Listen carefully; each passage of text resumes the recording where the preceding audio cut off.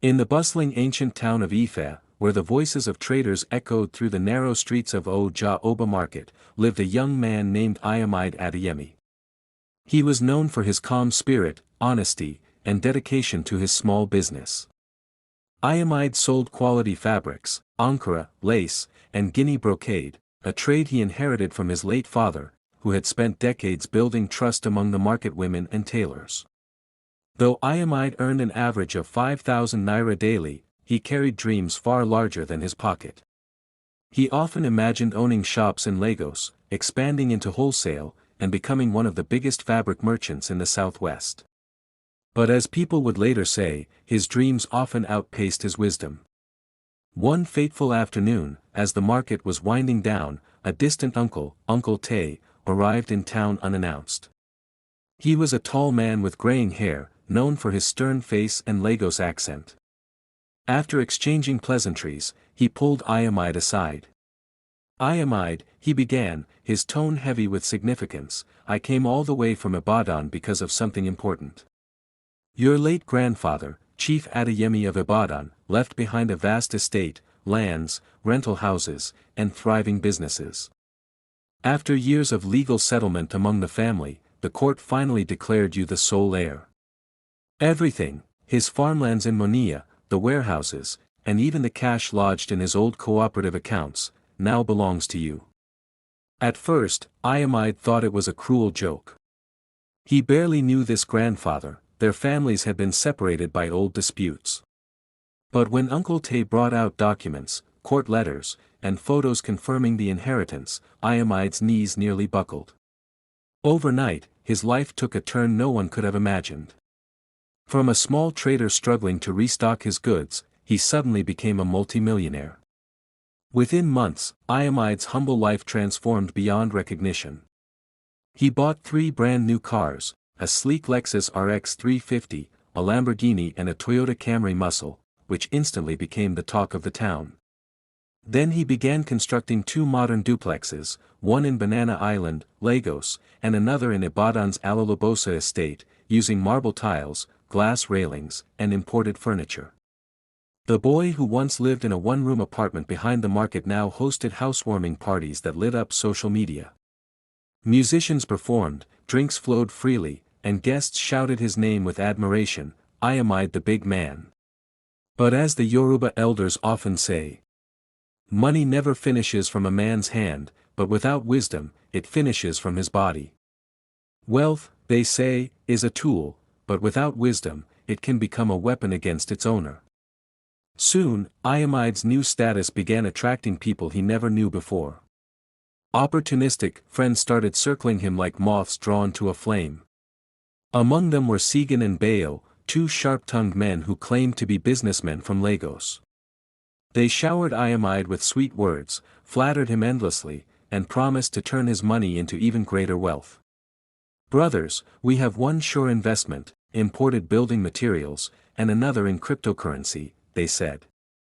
Just small risk, but the returns are guaranteed. Blinded by excitement and greed, Iamide believed them. He transferred huge sums without asking questions, signing documents he never read. To him, these men were brothers, trusted allies helping him grow his inheritance. But what he didn't know was that they were wolves in designer clothing, plotting to drain him dry. Meanwhile, his cousin Yatund, known in the family for her level-headedness and sharp mind, decided to confront him one afternoon. She found Iamide lounging in his new mansion, the air thick with the scent of expensive perfume and freshly polished furniture. Around him were stacks of designer shoes, gadgets, and invitations for parties he planned to host that evening. Iamide.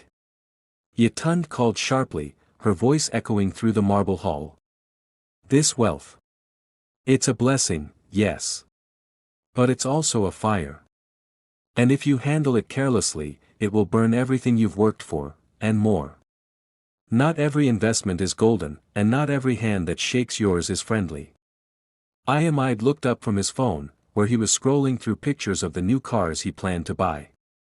A smug smile spread across his face. Yatund, come on now. He said, waving his hand dismissively. Don't sit there preaching like you know life. I have money now. I can handle anything. Those small traders in Elo Ife? That was the past. This is the future. Yatund walked closer, her eyes narrowing, a mixture of concern and frustration on her face. Iamide, listen carefully. Money is a tool, not a crown. You see people smiling, shaking hands, buying you drinks, laughing at your jokes. But many are smiling because of what you have, not who you are. A golden gift without wisdom can make even the strongest man a fool overnight. You are dancing on the edge of a knife. Iamide chuckled, leaning back on the velvet sofa. Yatund, enough of this doom and gloom talk. I appreciate your advice, truly. But don't you see? I have freedom now. I can travel, buy whatever I want, eat wherever I like. Life is mine to enjoy. Yatund shook her head slowly, a sigh escaping her lips. Enjoy it, yes. But don't be blind, cousin. There's a saying in our town, money can dazzle the eyes, but wisdom keeps the heart and head safe. You are smart, Iamide, but being smart is not enough when everyone around you wants your fortune more than your friendship. Trust me, without caution, your wealth will become a cage, not a blessing. Iamide waved a hand again, half amused, half annoyed. Yatund, you worry too much. I know how to manage myself. Let me enjoy life a little before I start thinking like a monk.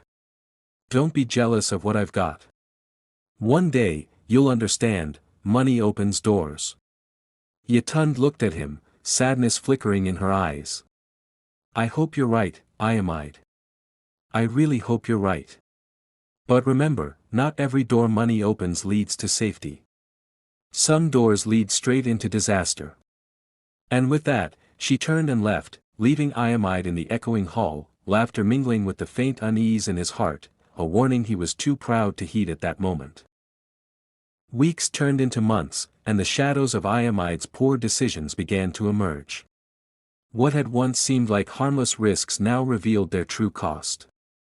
The warning signs appeared quietly at first, delayed project updates, strange excuses, and financial reports that no longer made sense. But soon, everything unraveled.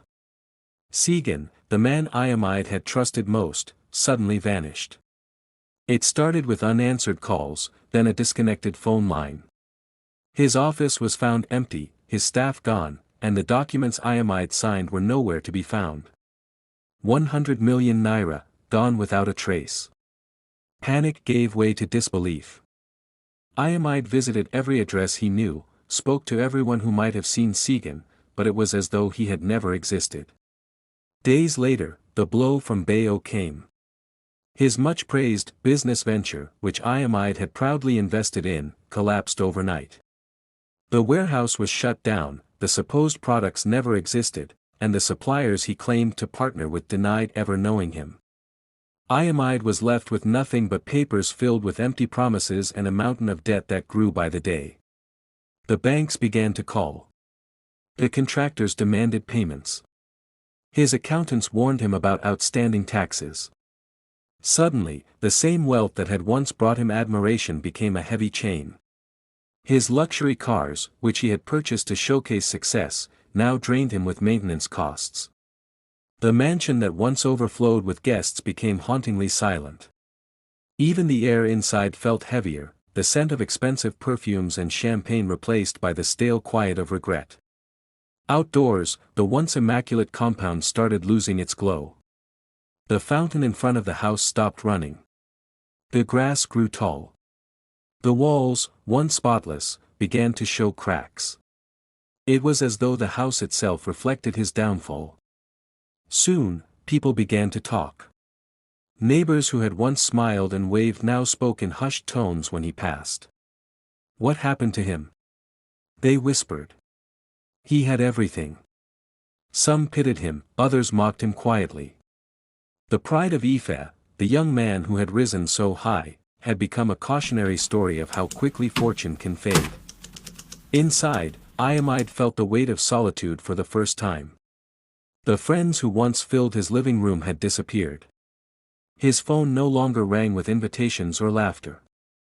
He would sit for hours at night, staring at the unopened bills and wondering where he went wrong. Each tick of the clock echoed through the quiet mansion like a reminder of his mistakes. The same walls that had witnessed his rise now surrounded him in isolation. Every sound, the hum of a ceiling fan, the bark of a distant dog, seemed louder in the emptiness. And in that silence, Iamide finally saw what he had been blind to all along. Wealth without wisdom is not a blessing, it is a burden waiting to break you. Days turned into restless nights for Iamide. The laughter was gone, the mansion was cold, and the emptiness grew heavier with every passing moment. One morning, after hours of staring at old photographs and faded receipts, he gathered the courage to do what pride had long stopped him from doing: reach out to Yatund. She had always been the voice of reason, the one who spoke truth when others flattered him. It had been months since they last spoke, but deep down, Iamide knew she was the only person who would tell him the truth he needed to hear, not the one he wanted. When he arrived at her modest home in Okar, he looked nothing like the man who once drove in with confidence and designer clothes. His once vibrant eyes were tired, his clothes simple, and his expression humble. The gate creaked as he entered. The small compound smelled faintly of soap and clean air, so different from the heavy perfumes and luxury scents he had grown used to. Yatund stepped out, wiping her hands on a towel, surprise flashing across her face when she saw him. "Iamide?"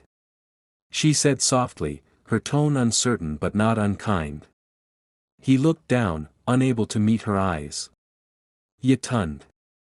I need your help," he said, his voice breaking slightly. "I lost everything. The friends I trusted betrayed me. The investments failed. I don't even know where to begin again." She studied him for a moment, the same cousin who once mocked her warnings now stood before her, broken but finally teachable. She sighed deeply and motioned for him to sit. "Iamide," she began gently, "money is power, yes, but wisdom is survival. You were given a gift, but you didn't understand its weight. Wealth, without knowledge, is like fire in the hands of a child, it will burn everything, including the one holding it." He listened quietly, tears filling his eyes. The pride that once made him laugh at her words was gone, replaced by humility and regret. For the first time in a long while, he felt peace in her voice, not judgment, but compassion. From that day, Yatund became his guide. She helped him draft a plan, not for quick riches, but for stability. Under her advice, Iamide began to sell off what he didn't need: the extra cars, the designer watches, the furniture he never used. The mansion that had drained his finances was sold, replaced by a comfortable, modest home in Ibadan where he could start fresh. He invested in small, sustainable businesses, farming, textile trading, and a local transport company. It was slow work, but it was honest, and for the first time, he saw progress that didn't depend on showmanship or deceit. He also began surrounding himself with people who shared his new mindset: hardworking men and women who valued integrity over appearance. The fake laughter and empty promises were gone, replaced by genuine conversations and lessons learned from failure. And most importantly, Iamide learned to listen. He began to understand that counsel was not a sign of weakness but strength. He attended community meetings, sought advice from elders, and spent hours reading and reflecting.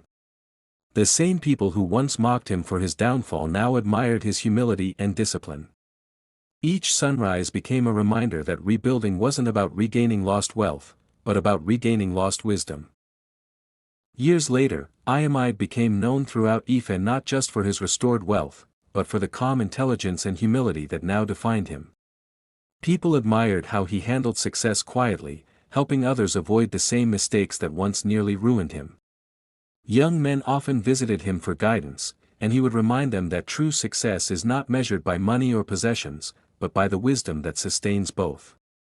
His journey from ignorance to understanding became a lesson across Yoruba towns, a reminder that riches without direction can destroy faster than poverty ever could. Iamide had learned that money may come and go, but a wise mind keeps a man standing even when fortune fails. If this story touched you, don't forget to like, share, and subscribe to Geraldinho Stories, where every story teaches, inspires, and speaks to the heart.